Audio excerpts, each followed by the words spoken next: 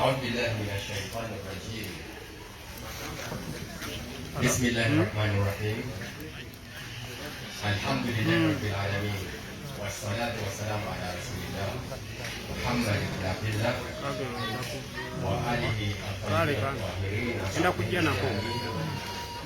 وسلم تسليما كثيرا إلى يوم الدين.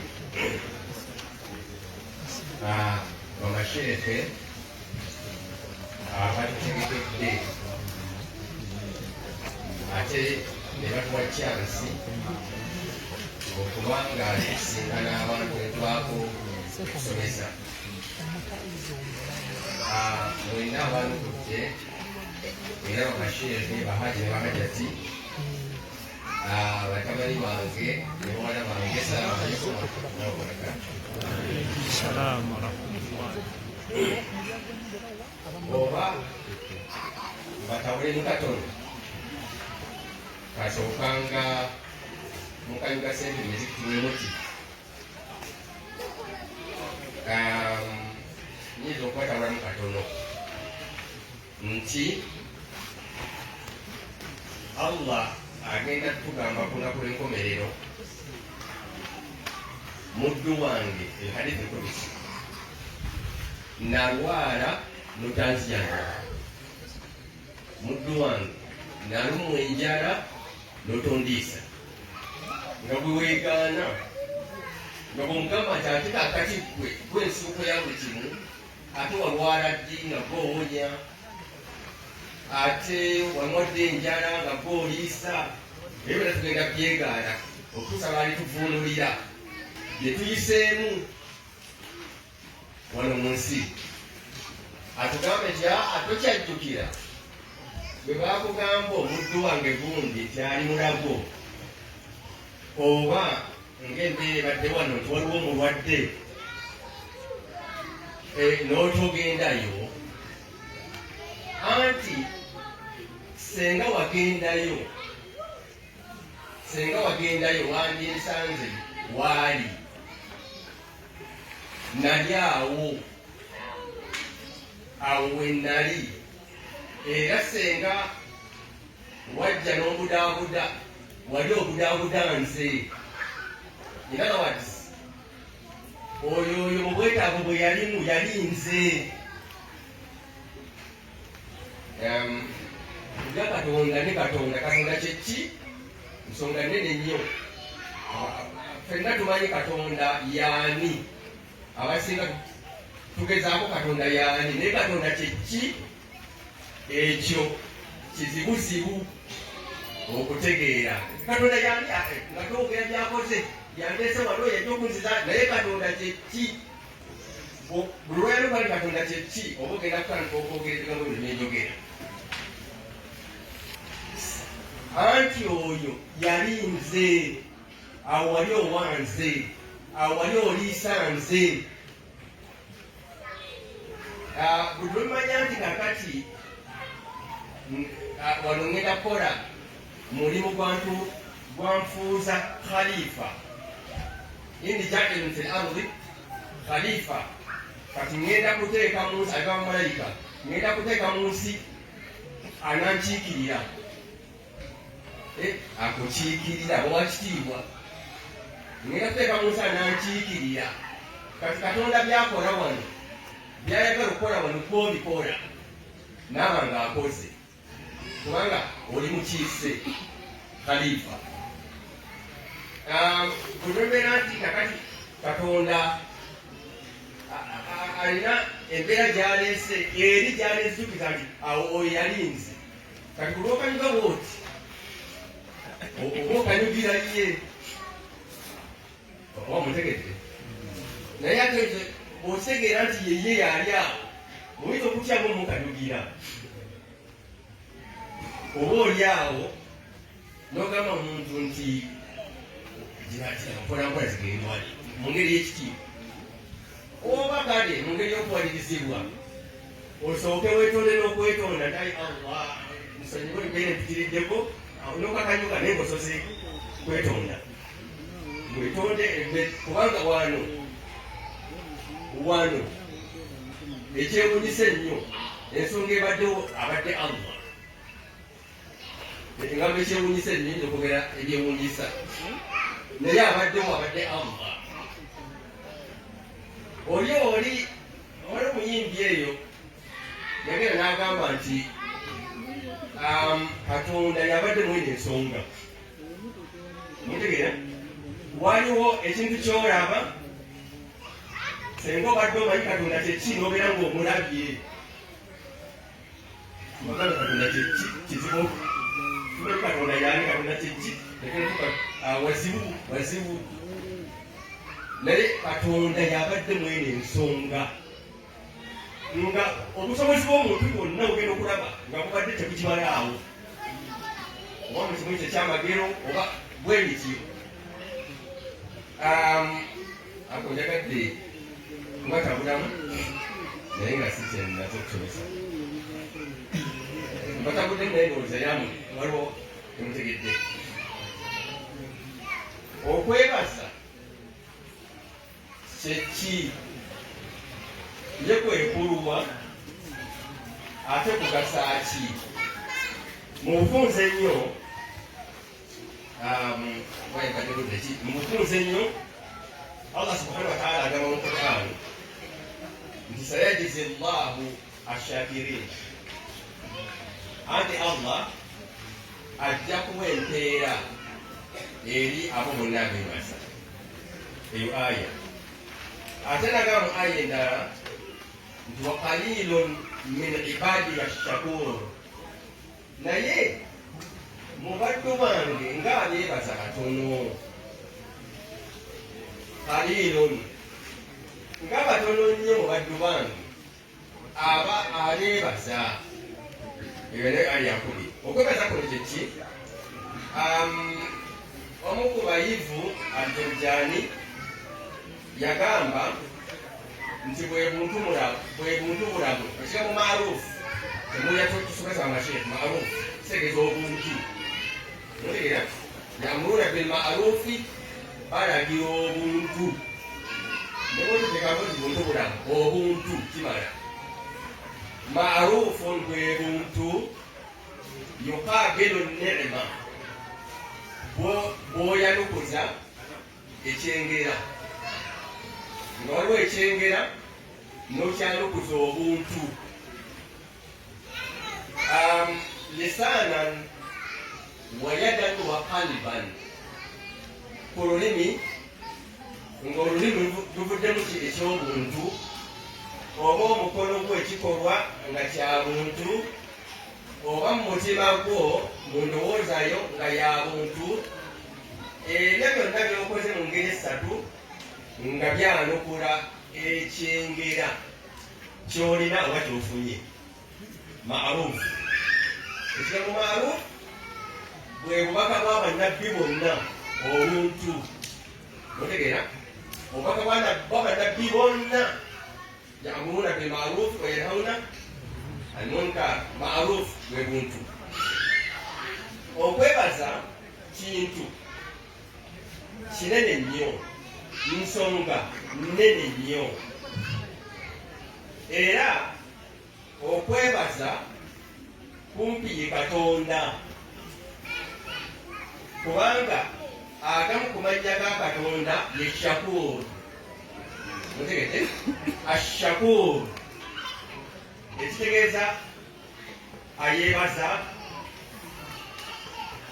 Ekintu kyoyogera ku muntu ne bwe tuba nga tukozeseza lafuzo y'emu ku Katonda kifuunulwa bulala.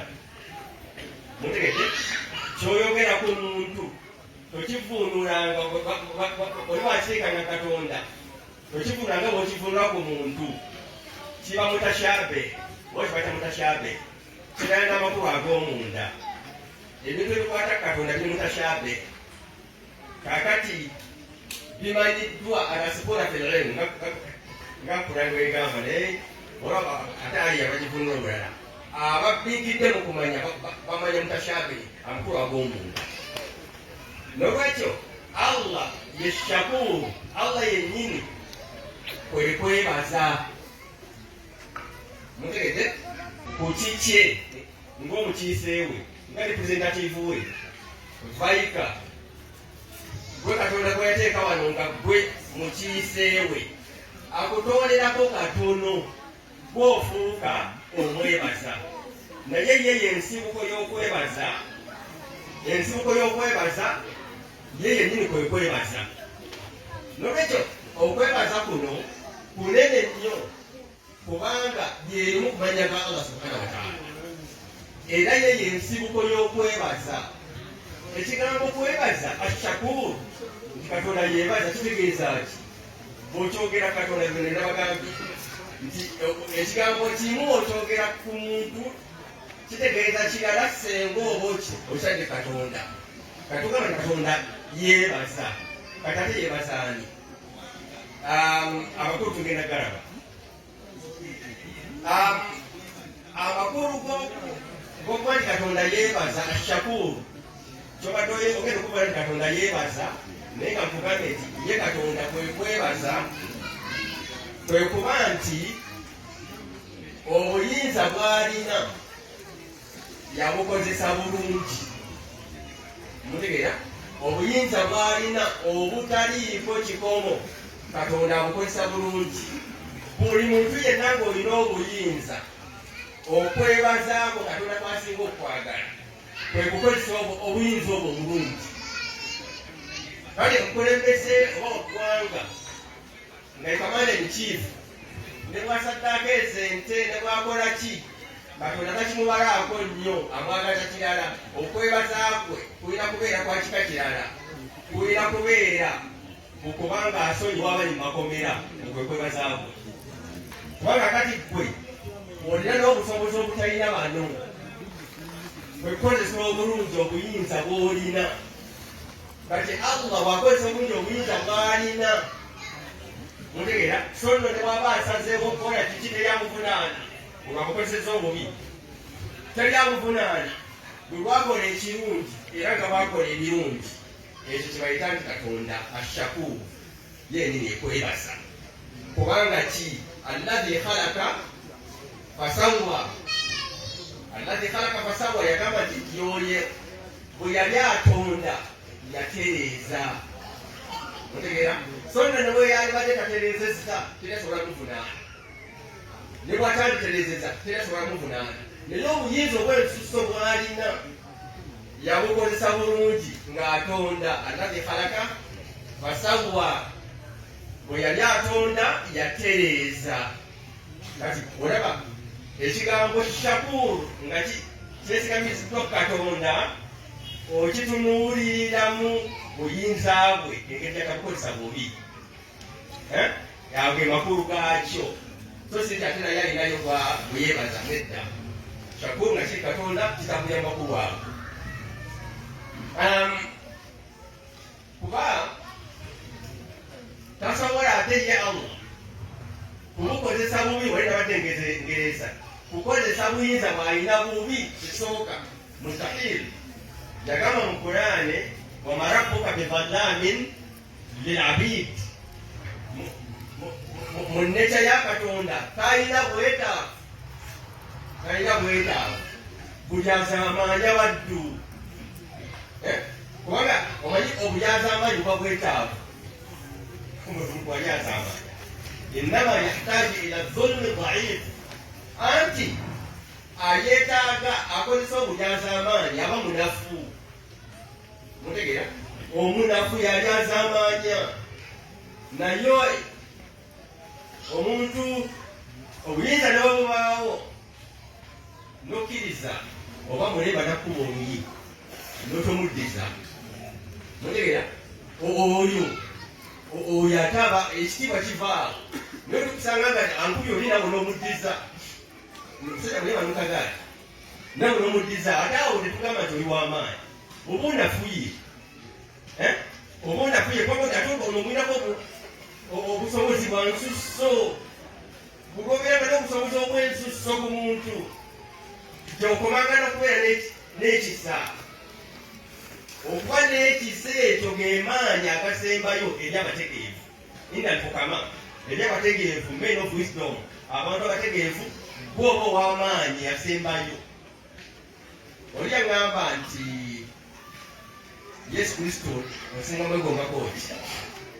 Namugamba Yesu Kristo kyensinga omulesemu omwegombako kyekigambo kino nti oli wakwabikanga oluyi ku luba olwa ddyo okyusanga n'obwakono nalwo ababikeko, ekitegeeza togenda kumuddiza.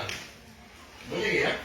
Togenda kumuddiza kubanga awo bw'oba okubiddwa mu maaso ga Katonda ne mateeka ga poliisi, bw'oba okubiddwa assault, ono bamuwandiikako eri ku poliisi nti yakubye omuntu, naye kati tozaayo awo mwembi nga bawandiika nti balwanye. Mutegeera? Kati balwanye, kakati bwe bawandiika nti bali balwanye nga mwembi babakwata mumuleeta emivuyo, naye sigala ng'oli mutuufu mu maaso ga Katonda n'eri abategeevu n'eri gano amateeka ag'ensi, bakubandike nga ate neeno nti ekyo kyekigambo kyensinga okwegomba ku Yesu Kristo. Ekyo okuba ekitawale gyalibadde ate kivaawo omukubi n'atadde atassa, waliwo lyagamba nti oli musiru, oli musiru, oli musiru, oli musiru, niyetambulira namutumya bati dakika niyetambulira wera buli musajja akuvumye musiru temoto naga nti aŋŋambe nti oli musiru, oli musiru. Namugamba nti siri musiru, akimbuuzizza namugamba siri musiru, nentambula. Kale okulwana kuli kuvaawo awo, bw'oli musiru siri musiru, mutambula. Ekitawaana nga kikoma awo oba ofuuse omuntu ow'ekitiibwa era ow'amaanyi agasembayo. Emitendera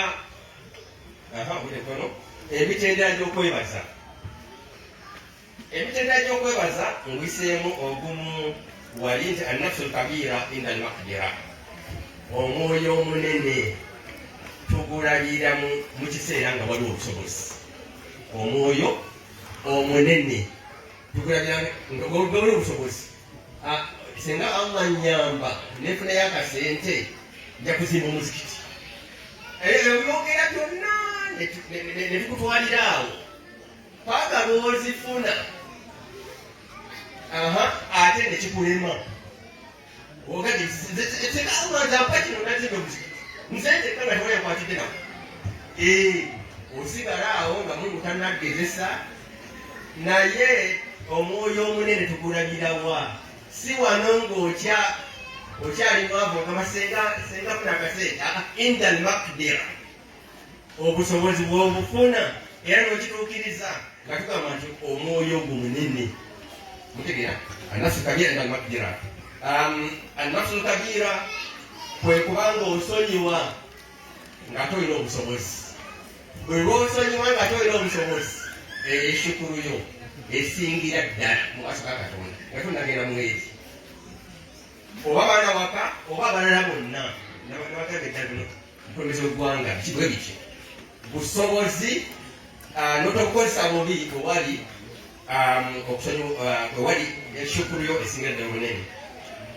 Laba aya eno, qala alladhi indahu ilmun min alkitab, wali Nabi Sulaimaani ng'ayagala okuleeta namulondo y'omukyala queen. Nze kandeete namulondo eyo nga tonnavaawo wano, omusango ogwagamba ifrit, omusango gwagamba bwegutu nga tutunava wano nga nzegiresi. Qala alladhi indahu ilmun min alkitab, naye ne wabeerayo omuntu nga yakozesa nnyukuta mu kitabo, nobeerayo omuntu nga yasoba nnyukuta alifu bette kafu ha ya ain swad ha mim ain sin kafu, bwe yazoogera namulondo ne jaman indahu ilmun min alkitab.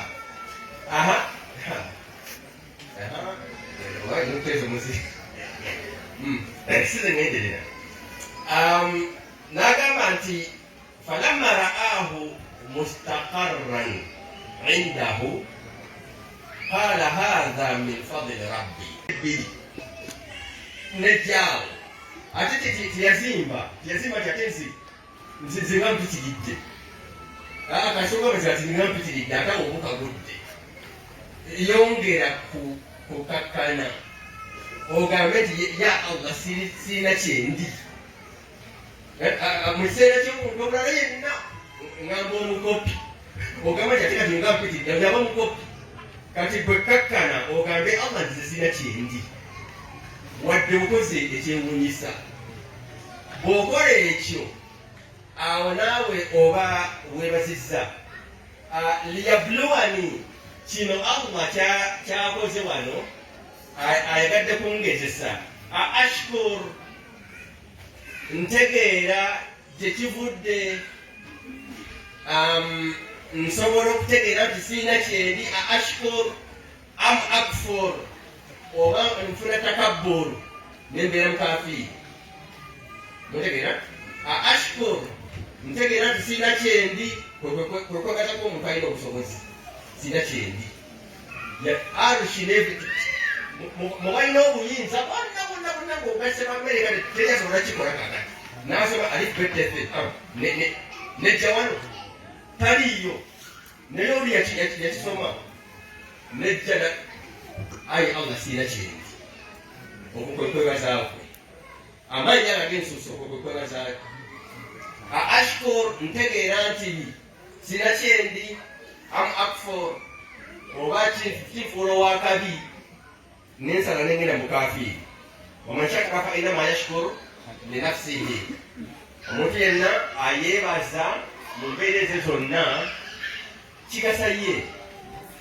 kigasa ye waman kafara naye bwekiba kyewunyisiza ndala ng'obwenjawulo ennyo nallah ganiyun anil alamin nga Katonda talina kyeyetaaga ekigambo ganiyu bwekiteeka Katonda togamba nti mugagga ekigambo ganiyu bwekiteeka ku muntu ye mugagga naye ganiyu kyennyini ng'okitadde Katonda ogamba talina kyeyetaaga mutegeera talina kyeyetaaga anil alamin sijagendawo nyangu obudde tutulira Suratu Naml aya eyana waliwo okwebaza ng'ovuddeko kwabo abalina obuyinza nga babwebazizza n'obutakukozesa bubi ekintu kirabye naye tulina okwebaza nga kwakyengera okwebaza bazita shukuru nema okwebaza ekyengera kwe kukikozesa mu ngeri ya n'okijjamu omugaso gwakyo gwonna n'ogezaako okukijjamu omugaso gwakyo gwonna kuba Katonda aba akireetedde ensonga muntegeera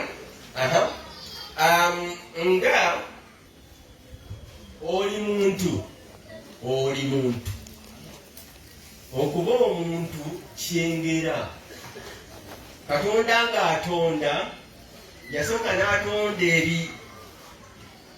nga birina omugaso naye gategyenkana omuntu Katonda gwe yasembayo okutonda bwe yali atonda yasembayo muntu ng'ebisigadde byonna byakulembeza bigenda kukozesebwa omuntu ono bigenda kubeera mu buweereza bwa muntu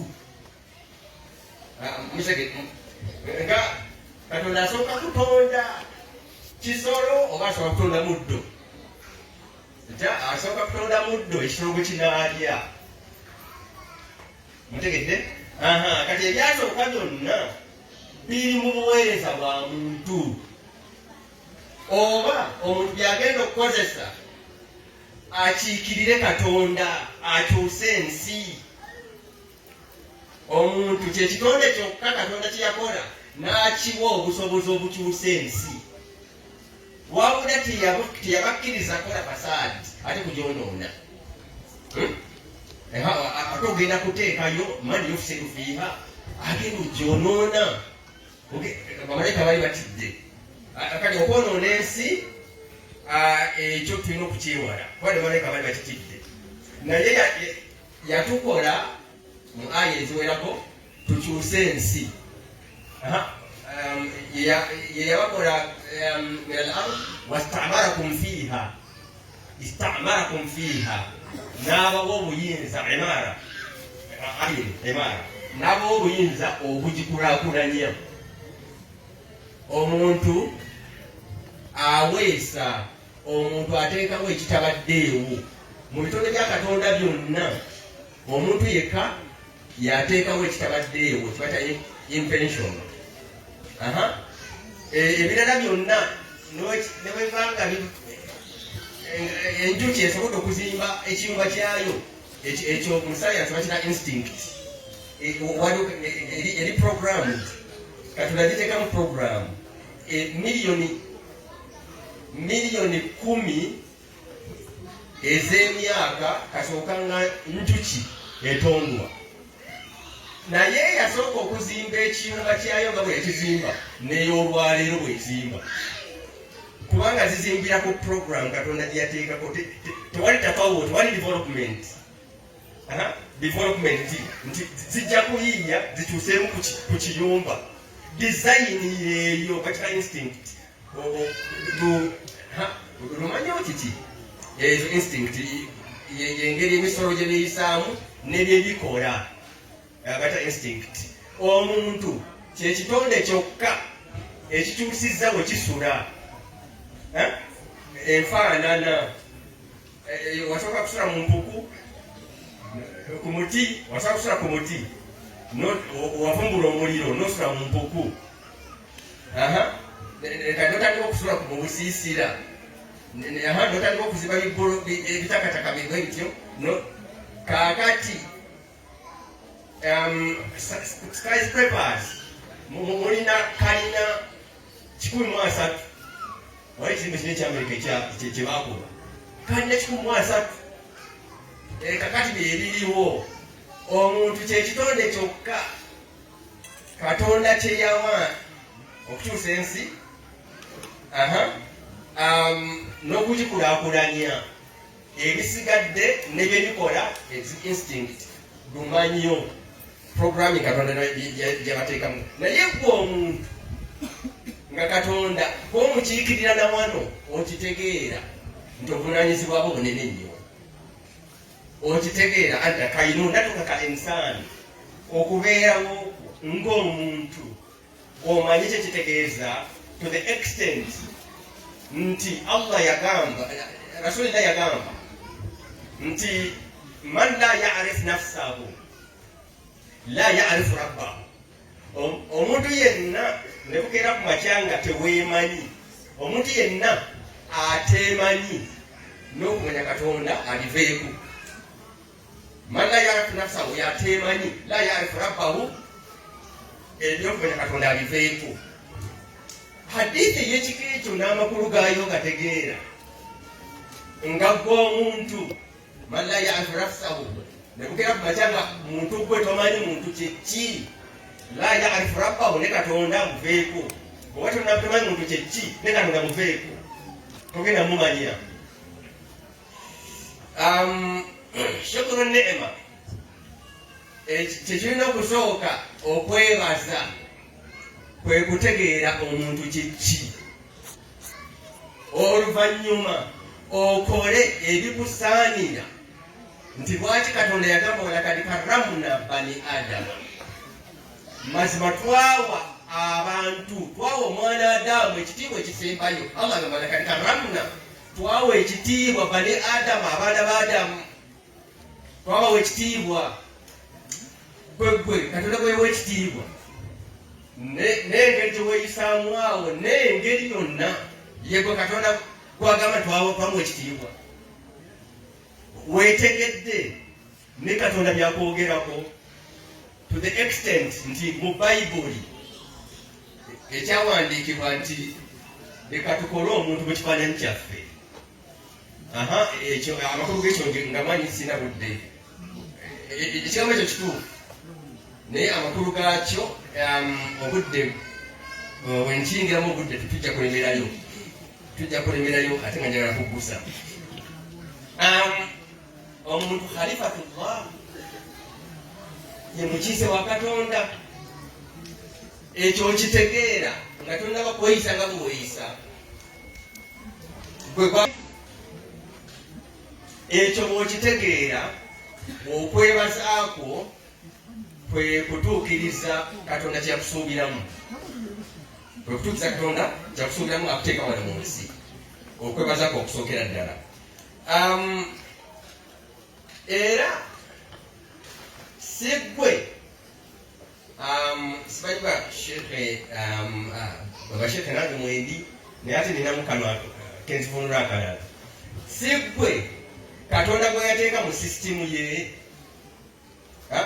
sisitimu ze ebintu ebitafaanagana naye nga bikola kimu. Mutegeera? Owuli ati sisitimu ng'omanya ebintu components, ebintu tebifaanagana naye bikoze omulimu gwe gumu. Nga bwolaba engine eyo sisitimu, kubanga erimu enankali obuma bulimu amannyo olabwidagala tebifaanagana. Ebintu ebitafaanagana bwebikolagana nebikola kimu, ekyo bata sisitimu. Nolwekyo Allah,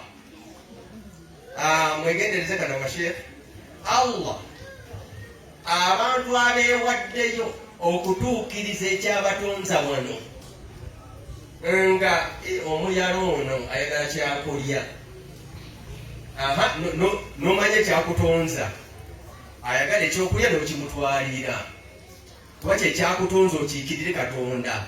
Lwaki? Kubanga Katonda ye Razzaaq. Ontegeera? Katonda yagaba, yagabirira. Kati gwe otegedde ekyakutonza n'ojja n'omuwa mu linnya lya Razzaaq, lya Katonda omugabirizi. Gwe buli Allah lwagamba nga seerabidde bamasheekhe abalala bagivunula, buli Allah lwagamba nti ffe mazima